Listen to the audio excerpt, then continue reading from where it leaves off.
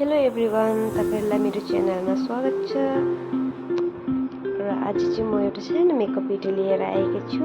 Video अन्तिमसम्म हेरिदिनुहोस् होला है त। सुरुमा मैले फेस क्लिन्जिङ गरिसकेको थिएँ र त्यसको माथि टोनर र मोइस्चराइजर लगाएँ र त्यसैको माथि मैले इक्वालोजिकको सनस्क्रिन लगाउँदैछु। अब चाहिँ म स्विस ब्युटीको कन्सिलर लिएर मेरो अन्डर आई र पिम्पल्सको माथि चाहिँ युज गर्दैछु, ब्लेन्ड गर्दैछु। तपाईहरुले चाहिँ पिम्पल्सको मार्क्सहरु हाइड गराउनको लागि आफ्नो स्किन टोन भन्दा 1 or 2 डार्कर शेड युज गर्न सक्नुहुन्छ। र यसलाई चाहिँ मजाले ब्लेन्ड गर्दिनु है।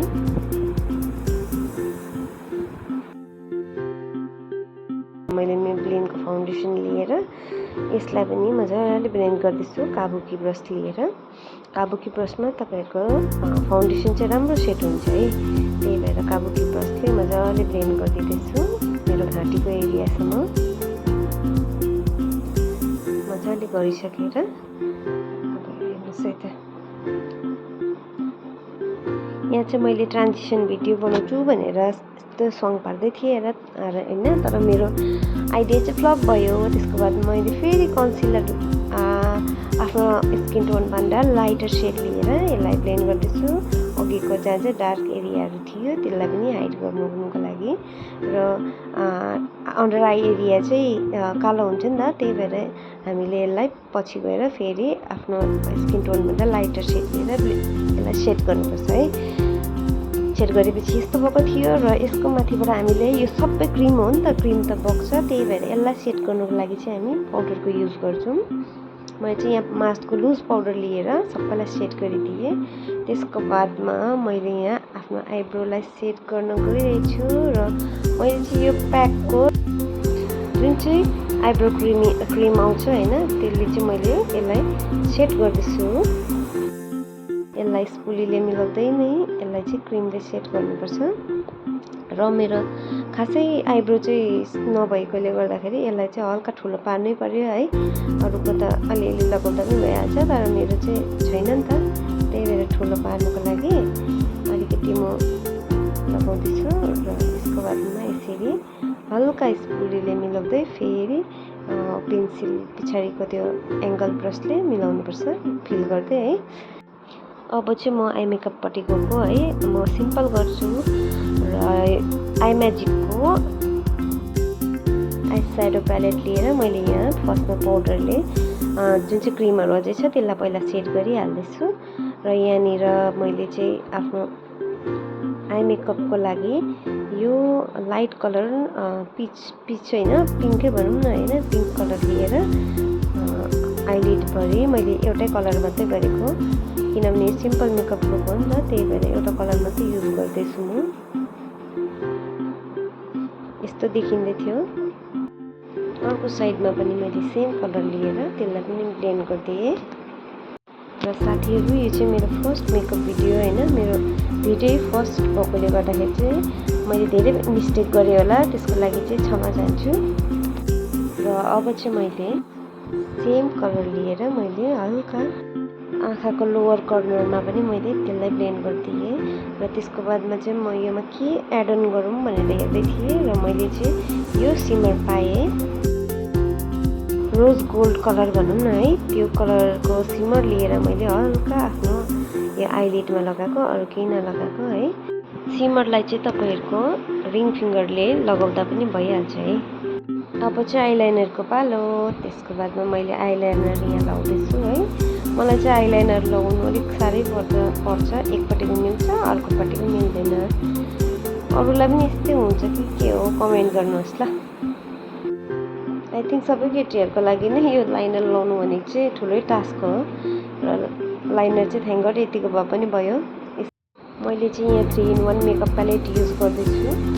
र यसमा चाहिँ के छ भन्दा पाउडर बेसमा कन्टुर छ, हाइलाइटर पनि छ अनि ब्लस पनि छ। र कन्टुर चाहिँ मैले हल्का गरेर, गर्नु त पर्दैन सिम्पल मेकअपमा, र पनि मैले यतिकै गरेको है। कन्टुर गर्दा चाहिँ तपाईहरुको फेसमा चाहिँ एउटा शेप आउँछ भनौँ न हैन, जसको अर्को डल्लो अनुहारहरू हुन्छ जसको सेप हुँदैन, त्यसलाई चाहिँ हामीले कन्ट्रोल गरेर त्यसमा सेपहरू निकाल्न सक्छौँ। र मेरो पनि नोजको ढ्याप्चै छ होइन, त्यही भएर मैले हल्का कन्ट्रोल गरेँ, बेसी त गरिनँ। क्रिम बेस कन्ट्रोल गर्दा चाहिँ अझै राम्रो रिजल्ट आउँछ। ब्राइडलहरूको लागि, मोडलहरूको लागि चाहिँ राम्रो हुन्छ है। त्यसको बादमा मैले ब्लस लगाएँ, जुन चाहिँ कन्ट्रोल गरेको थिएँ त्यसकै माथिबाट ब्लस लगाउनुपर्छ है। भिडियोमा अलिकति राम्रो आओस् भनेर अलिकति बेसी लगाउँदै थिएँ नक्कली भएर है।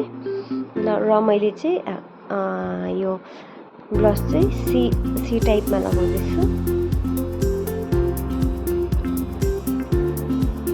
यसले चाहिँ तपाईँलाई फ्रेस लुक दिन्छ नि त होइन, त्यही भएर मजाले लगाइदिएँ अल ओभर चिक्समा। त्यसको बादमा हल्का यहाँनिर नोजमा लगाउँछु अनि मेरो यो चिनमा लगाउँछु। जहाँनिर मैले ब्लस लगाएको थिएँ त्यसकै माथि हल्का माथिबाट मैले यो हाइलाइटर युज गर्दैछु। यो हाइलाइटर पनि पाउडर बेसमै छ। हाइलाइटर चाहिँ मेनली चाहिँ तपाईँको यो ग्लो आओस् भनेर है। भिडियोमा पनि यसले चाहिँ राम्रो ग्लो देखाउँछ। हाइलाइटर चाहिँ चिक्समा, नोजमा अनि यहाँनिर चिनमा प्लस तल तपाईँको यहाँ जुन चाहिँ बोन हुन्छ त्यहाँ पनि लगाउन सक्नुहुन्छ। साथै जुन चाहिँ आइब्रोको माथि हुन्छ है, जसको फोरहेड ठुलो हुन्छ त्यहाँ लगाउँदा हुन्छ। ब्राउन कलरको लिप लाइनर म यहाँ युज गर्दैछु। सानो लिप्स हुनेको लागि यो युज गर्दा एकदमै राम्रो हुन्छ। मैले पिङ्क लिपस्टिक लगाइरहेको छु।